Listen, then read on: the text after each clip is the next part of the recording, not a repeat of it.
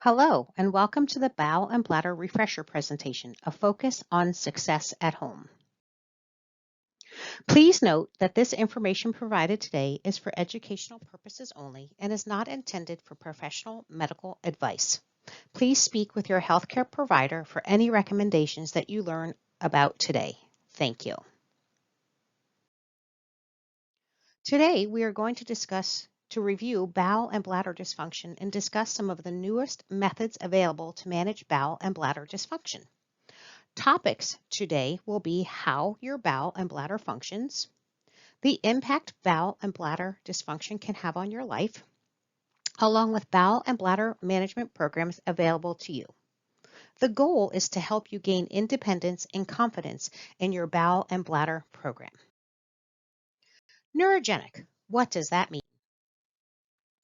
There are numerous neurological conditions that may impact the ability of the bowel and bladder to act normally. Spina bifida is one of the most common diagnoses that leads to an inability of the bowel and bladder to perform as it is supposed to. The medical term for this is referred to as neurogenic bowel and bladder dysfunction. The definition of neurogenic is a disruption in communication of the nervous system to bowel and bladder regions of the spinal cord. Nerves below the affected lesion are not able to communicate properly because of nerve damage, which ultimately creates a loss of communication with the bowel and bladder and loss of individual control of continence. The central nervous system is made up of the brain and spinal cord. The central nervous system, or CNS, sends electronic messages to and from the brain and to and from various body parts. Brain and spinal cord communication is essential for healthy bowel and bladder function. The nerves for the bowel and bladder reside in the sacral area. Disease processes or injury at or above the sacral area of the spinal cord can have an impact on normal bowel and bladder function. And then, as you can see on this page, the light switch is switched off basically, even though it's in the on position because the spinal cord is disconnected from the nerves. So neurogenic lower urinary tract dysfunction, or NLUDT, what does this really mean? As previously discussed, the nerves for the bowel and bladder reside in the sacral area, all the way down here. If left untreated, these issues can lead to significant health issues such as high bladder pressure. The pressures in your bladder can become so high, which in turn can result in secondary vesicoureteral reflux, or VUR, hydronephrosis, which is that kind of swelling of the extra water or urine on the kidneys, which can ultimately lead to renal failure, or your kidneys dying basically. Skin breakdown because of the urinary incontinence that you may have, and of course, social stigma related to involuntary release of urine and or stool. So why does this matter? It matters because common clinical complications such as urinary tract infections and an incontinence can occur. And it also can have an emotional impact on your quality of life, along with school or work-based activities. The function of the bladder relies on the intricate communication and coordination between the brain and the bladder muscle and the internal and external sphincters below your bladder. This is what happens in a non-neurogenic bladder. During the filling phase, the kidneys filter the blood and make urine, and urine flows down from the kidneys excuse me, through rhythmic contractions of the ureters and into the bladder. During the storage phase, as the bladder is filling, the bladder muscle receives a message from the spinal cord to relax the bladder muscle and contract the internal and external sphincter muscles to prevent leakage of urine. The receptors along the bladder wall get stretched as the bladder fills. Once a certain threshold is reached, a message is sent to the brain and urgency is felt. Once this urgency is felt, the pelvic floor muscles and the external sphincters are able to be voluntarily contracted until it is socially acceptable to relieve the urine. During the emptying phase, once it has been decided that it's time to empty the bladder, the external sphincter is voluntarily voluntarily relaxed, this triggers a message to be sent from the brain to the bladder muscle to contract, and both the internal and external sphincters are now relaxed. The location of the neurological lesion determines which phase of this reflex is altered. We will discuss that on the next slide that focuses on bladder dysfunction. As you can see on this slide, the level of injury tells us a lot about how the patient's bladder will act. From the cervical level down to the lumbar level, the bladder is hyperactive, which results in urinary incontinence. At the sacral level and below, the bladder is underactive, which results in urinary retention. We are now going to discuss bladder management options. The goals for bladder management are to, number one, and most importantly, keep your kidneys safe. Minimize complications such as urinary traction and trauma to your urethra. Decrease or eliminate incontinence episodes. And improve quality of life by controlling incontinence episodes and to have fun in life. So clean intermittent catheterization, or CIC, has long been recognized as the gold standard for neurogenic bladder management. Current guidelines speak to the fact that CIC ensures better bladder health and may lower the risk of urinary complications compared to other treatments, such as indwelling catheters. It also gives patients a greater sense of freedom and control, which we know is the key to a good quality of life. By allowing individuals to manually empty their bladder periodically throughout the day, the bladder is allowed to fill and empty, which mimics how a healthy bladder would act and contributes to helping improve quality of life by providing bladder control and social continence. Intermittent catheters allow for routine bladder emptying. The rationale behind CIC is that it provides a method of emptying the bladder periodically, typically every 4 to 6 hours as an adult throughout the day, usually a little bit more often as for pediatrics or children. By doing so, CIC helps to avoid urinary retention, urinary overflow incontinence, and potential leakage between voiding episodes. CIC of the bladder not only empties the bladder, but also allows the bladder to fill back up between catheterizations, helping to maintain the muscle tone within the bladder wall. CIC, or clean technique, is the preferred method. Clean intermittent catheterization means that the intermittent catheter is removed after each catheterization episode. CIC puts the control of emptying the bladder into the end user's hand while not forcing them to be tied to a cumbersome product permanently inside their body. The ultimate goal is to have successful adherence to a catheterization schedule no matter where you are. The evolution of catheters continues to offer you new conveniences and clinical solutions. Regarding catheters, we at Coloplast know that one size does not fit all. So we are going to take a closer look at catheters now. In the next few slides, we are going to discuss the clinical importance of choosing a catheter. The evolution of catheters. Just like technology has advanced over the years, so has catheter technology.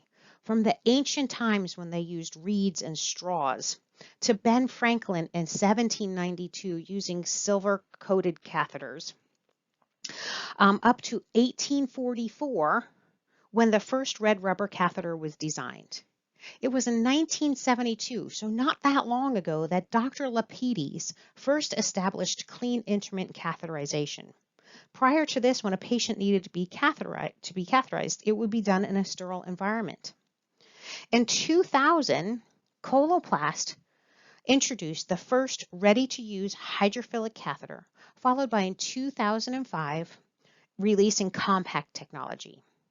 In 2008, Medicaid approved single-use catheters. So you did not have to wash and reuse catheters any longer after 2008. At Coloplast, we offer the most innovative and advanced products for managing clean intermittent catheterization. You have the choice to choose which catheter works best for you. I will now discuss the clinical importance of choosing the best catheter for your situation. Intermittent catheters. So many choices to make. Where do we begin? A catheter is one of the most used invasive medical devices in the healthcare continuum.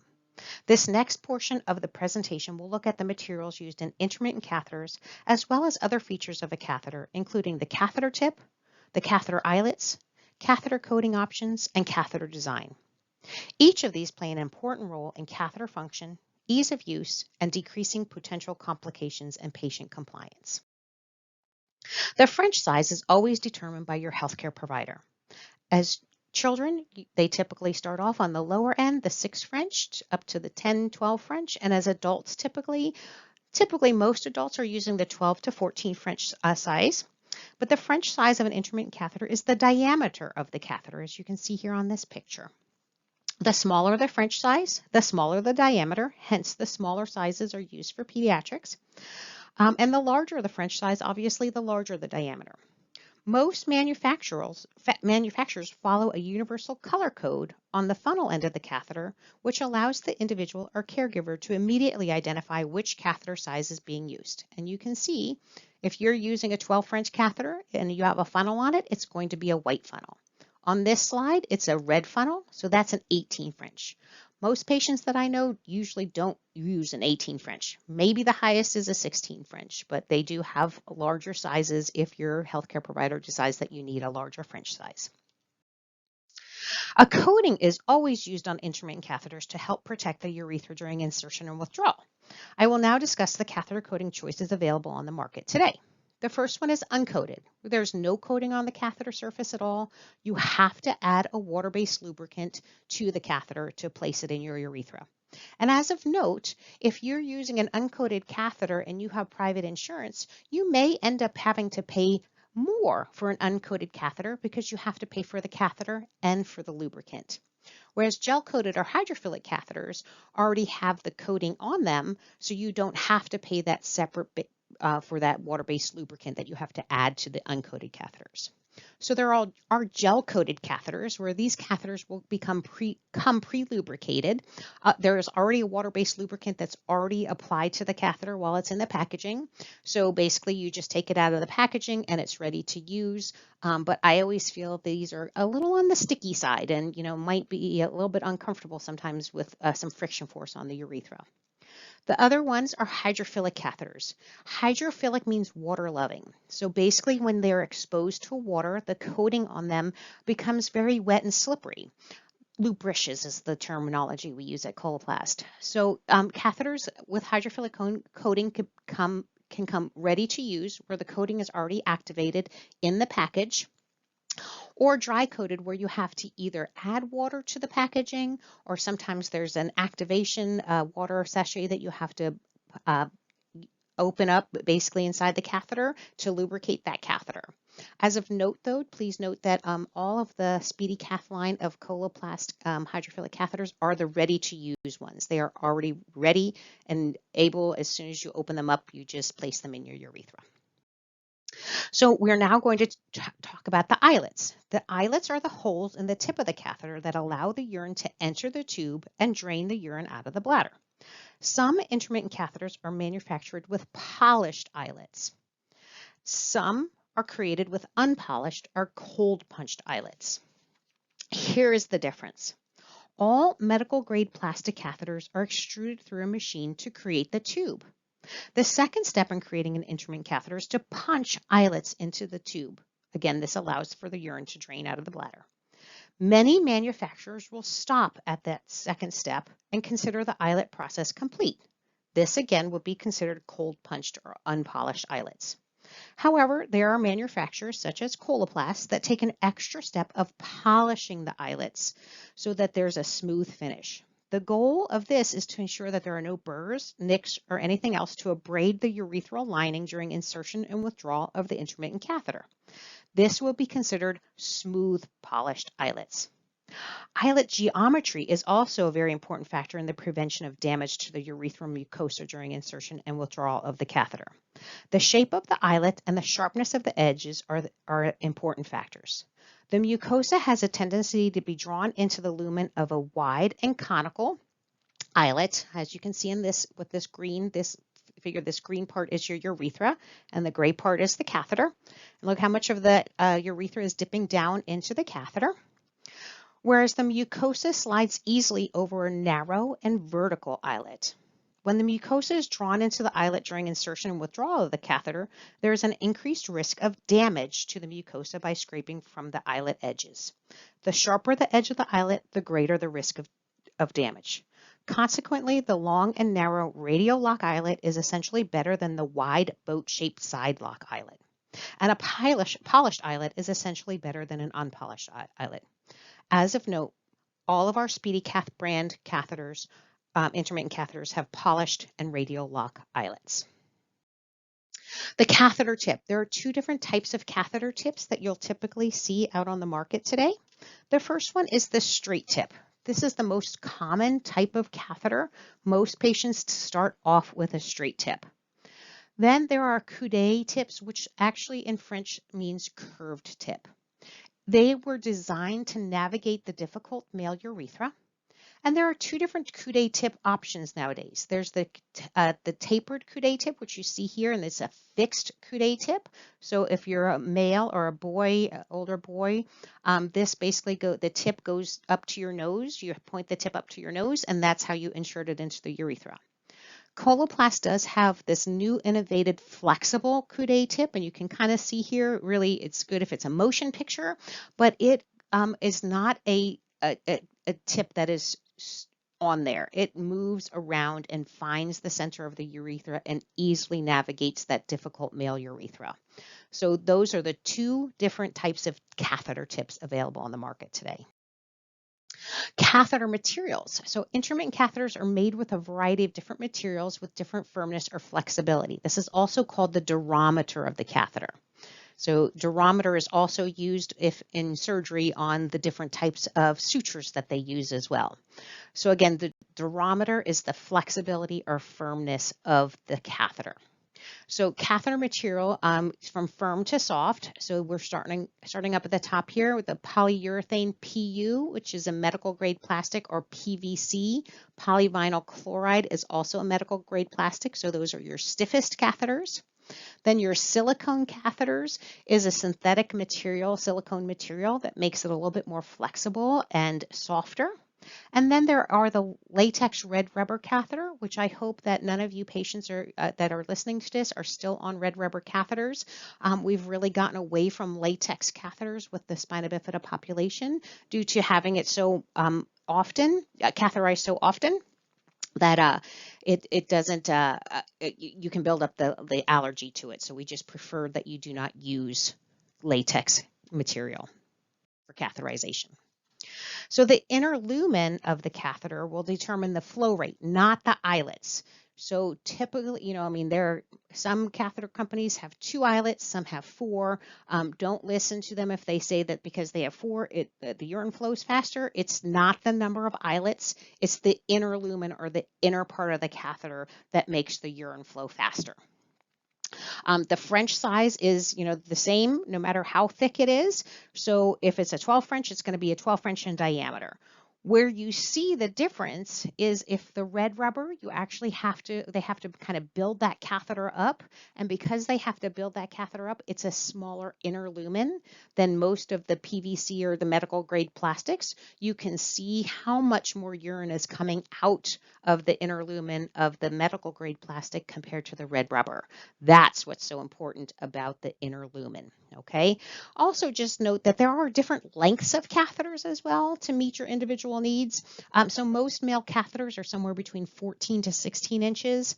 Females can go up to about 8 inches. We have some that actually go down to about a 2.5 inch length, all the way up to an 8 inch. And then there are also pediatric versions, or boy pediatric version catheters as well, that vary between 8 to 10 inches.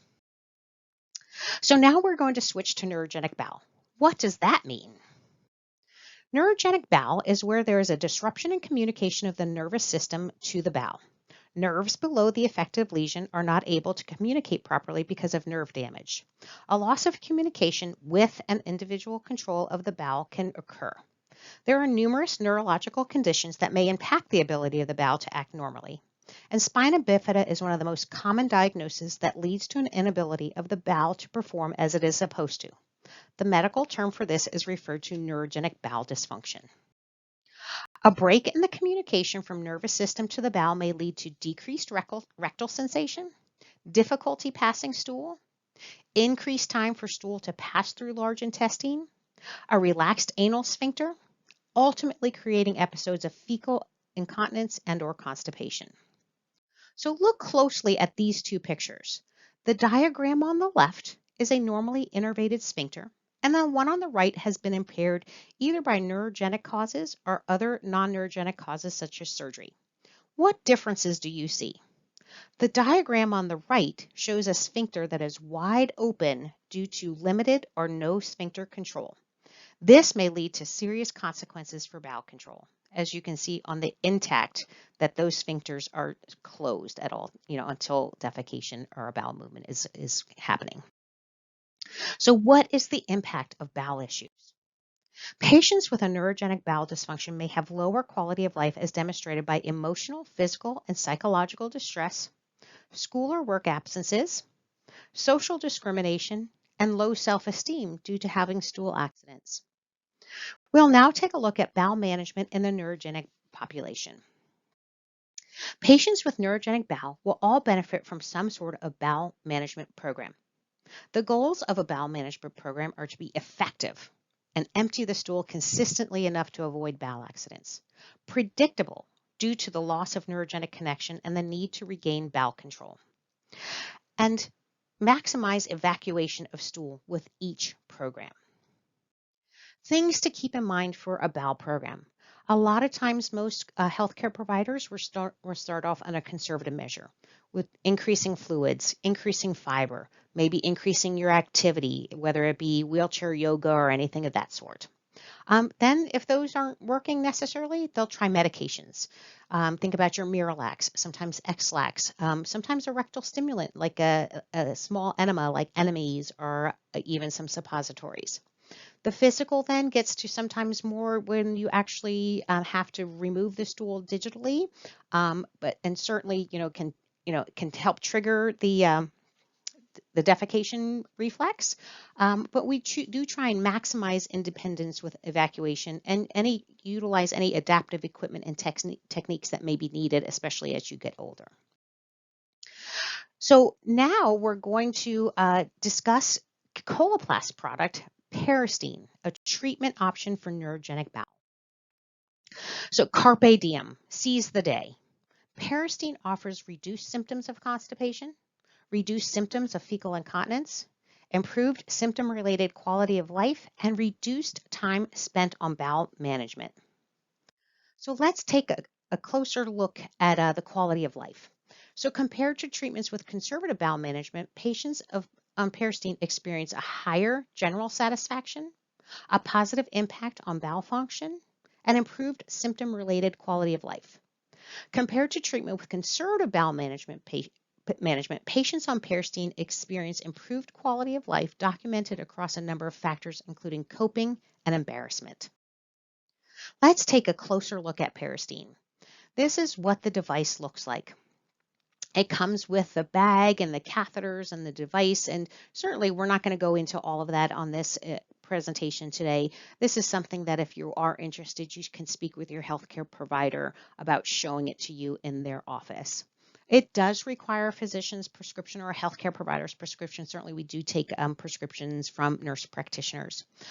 We do suggest that the training is done by a nurse specialist for the product. So we as Coloplast clinical consultants will go out and train the nursing staff at your institution or clinic about Peristeen. It is indicated for patients with neurogenic bowel dysfunction and is very portable for travel and in-home use. Basically, it is a small gray bag that is no bigger than basically my toiletry bag that I pack. So it's basically that size, very nondescript, very you can carry it on the plane with you. You don't even have to pack it away. And I've never gotten stopped when I carry mine, for training sessions in the airport.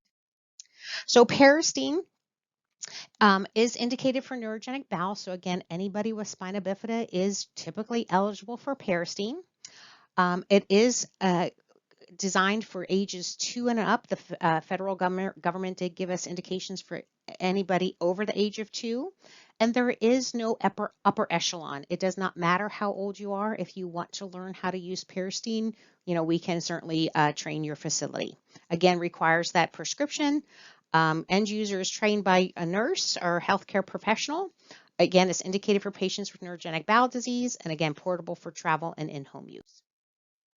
So Peristeen transanal irrigation system is so amazing. Basically, it just has a retention balloon that takes over basically the part of the internal and external sphincter that is not functioning anymore in a neurogenic bowel, and it introduces water into that rectum to then flush the water and stool out of the colon. It's great because it only requires lukewarm tap water. You do not need any additives. You don't need to carry saline with you, just lukewarm tap water. Typically, we ask that most patients start off on an everyday basis, but most patients can get to an every other day basis, again, according to your healthcare professional.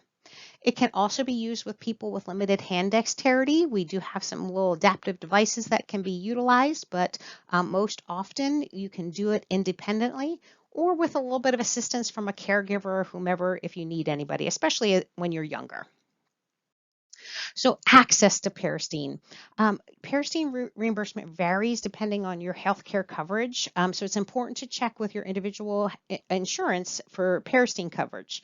And while we are gaining success with payers, it's important that you work with your clinician and insurance company to determine if this product will be covered for you.